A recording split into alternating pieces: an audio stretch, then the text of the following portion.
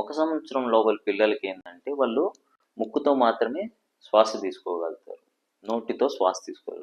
వాళ్ళకి ఏంటి అంటే ముక్కులు కానీ కొద్దిగా జలుబు కానీ అలాంటివి కానీ వస్తే వాళ్ళకి ముక్కులు బ్లాక్ అయిపోతే వాళ్ళకి గాలి ఆడకి ఉక్కిరి బిక్కిరి అయిపోయి శ్వాస తీసుకొని ఇబ్బంది అయిపోయి ముక్కడం ఇలాంటివన్నీ చేస్తారు.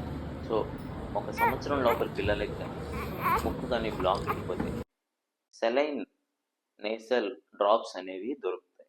అవి ఒక సైడ్ ముక్కులో 2 చుక్కలు వేసి ఒక 20 సెకండ్ల తర్వాత ఇంకో సైడ్ 2 చుక్కలు వేసి అలా వదిలేస్తే వాళ్ళకి శ్వాస అనేది ఈజీగా తీసుకోగలుగుతారు. అది ప్రతి 2 గంటలకు ఒకసారి వేయాలి.